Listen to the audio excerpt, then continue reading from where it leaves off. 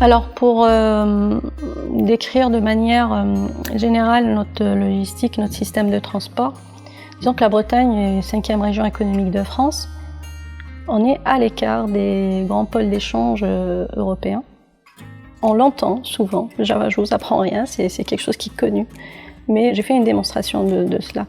Par exemple, j'ai été comparer la distance entre 8 métropoles françaises éloignées de ces principaux axes d'échange, et il se trouve que nous, on subissait 8% de distance de plus en Bretagne que la moyenne nationale. Et encore, on part de Rennes. Si on partait de Brest, on rajouterait encore 300 km. Donc oui, c'est un fait. Si notre système de transport interne était gratuit, c'est pas pour rien, c'est parce qu'il y a une raison économique à cela. Donc notre économie pâtit de cet éloignement. On perd de la compétitivité à transporter plus et on dépend entièrement du transport en routier, au fait.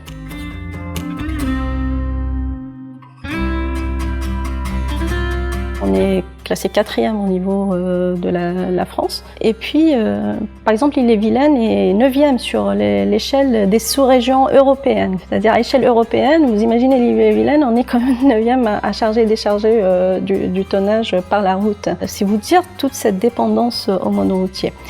Je me suis rendu compte aussi que notre logistique était peu sophistiquée. C'est-à-dire chez nous, on fait essentiellement de la logistique terrestre. Quand on parle de logistique terrestre, c'est de l'entreposage, c'est la gestion de fret, c'est le transport routier. Mais même cette logistique terrestre, elle a plus de 90% du pur transport routier. Donc on est vraiment dans les bases de la logistique. On n'a pas beaucoup de supply chain, on n'a pas tout cet aspect rationalisé d'une logistique raisonnée, ainsi de suite, qu'on peut trouver ailleurs. C'est-à-dire quand on est dans le cadre de grandes entreprises, ça se pratique, ça se fait, c'est naturel. Mais là, comme on est en face à des petites et moyennes entreprises, eh ben, c'est pas la pratique, quoi.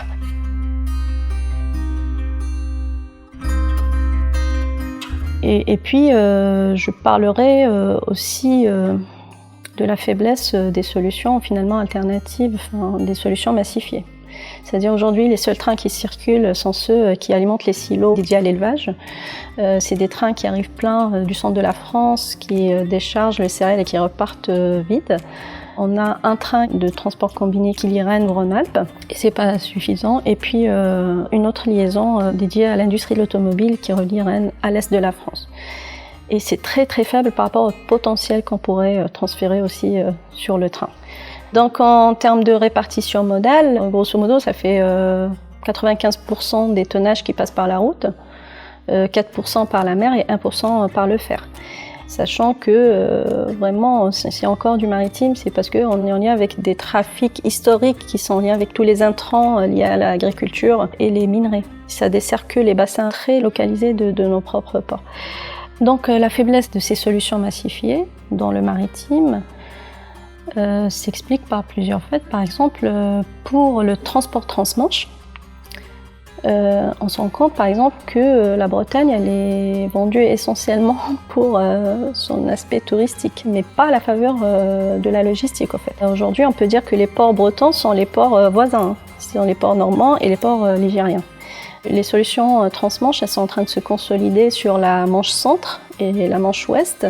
Un chargeur breton, il est souvent obligé d'aller jusqu'en Normandie, à Cherbourg ou à Caen ou au Havre pour traverser la Manche parce que les horaires, au final, il n'y a pas assez de fréquences, les horaires ne lui conviennent pas pour partir de Saint-Malo ou de Roscoff. Pour la Bretagne, on pensait par exemple que le Brexit et la situation Covid allaient favoriser nos ports, mais on se rend compte que au final, c'est les ports voisins qui ont saisi cette opportunité du Brexit.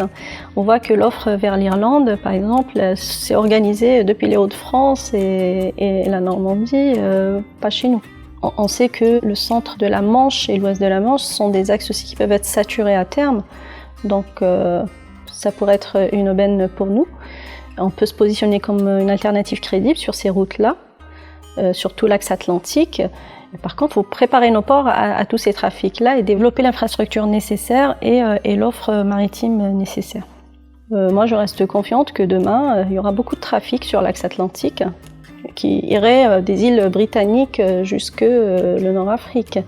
Donc, toutes les études prospectives parlent d'un dynamisme de toute cette axe Et je crois en l'avenir de nos ports, clairement.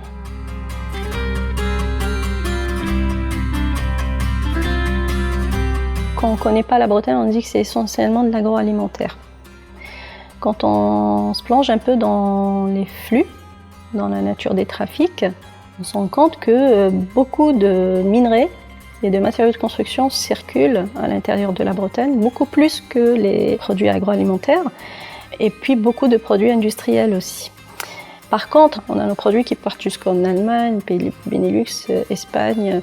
Il faut se dire que dès qu'il y a de la continuité terrestre, ou dès qu'on peut franchir avec un ferry, ou voilà, c'est aussi une continuité terrestre, et ben nos camions ils y vont.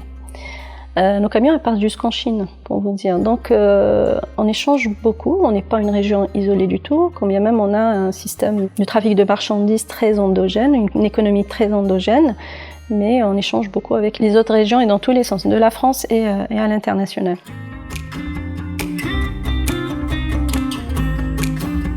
Donc comme on est sur du trafic de proximité, sur du trafic diffus, on a beaucoup recours aux véhicules utilitaires légers. Et aujourd'hui, on fait certes de la distance, du trafic de proximité, mais on va jusqu'à la moyenne, voire longue distance. Ça pervertit un peu le comportement de transport. Parce que le VUL, il n'y a pas besoin d'un permis C, parce qu'il est moins imposé que le poids lourd, parce qu'aujourd'hui on a de plus en plus éclaté les commandes. Donc il y a beaucoup de trafic de VUL qui se fait en Bretagne. Les VUL représentent 87% du parc routier dédié au transport de marchandises. Le reste c'est du poids lourd, mais en termes de tonnes kilomètres transportés, certes c'est le poids lourd qui fait la plus grande part du trafic.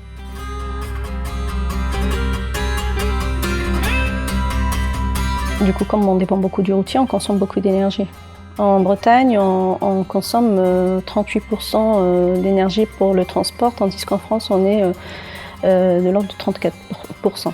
Enfin, en décrivant tout cela, il faut rattacher tout ça toujours au contexte un peu énergétique, à la dépendance des chaînes logistiques globales, ainsi de suite, qui fait que on se rend compte vite qu'on est sur un système qui est quand même fragile. Vous voyez, il y a l'écotaxe par exemple qui tombe. Certes, on ne l'a pas voté pour la région Bretagne, on n'en veut pas, mais il faut se dire qu'à peu près 40 millions de tonnes entrent et sortent de la Bretagne. Et quoi qu'il arrive, on va passer par des régions qui vont imposer cette écotaxe. D'une manière ou d'une autre, on les subira. Notre économie subira ces taxations nouvelles. Et quand je vous parlais des VUL, là quand on sait que la limitation, par exemple, de la commercialisation des motorisations thermiques qui arrive à 2040, c'est-à-dire tout notre parc de VUL doit être transformé en électrique ou autre énergie alternative à 2040, et qu'on sait qu'aujourd'hui, à 99%, il est à base d'énergie fossile. Enfin, il y a quand même du boulot.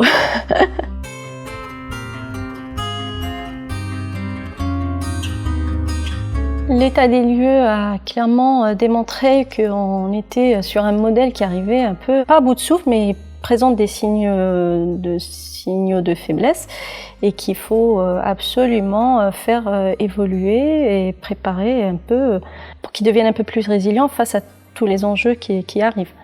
Et ça ne peut se faire que de manière concertée et collective entre tous les acteurs bretons, qu'ils soient du monde économique, politique et ainsi de suite.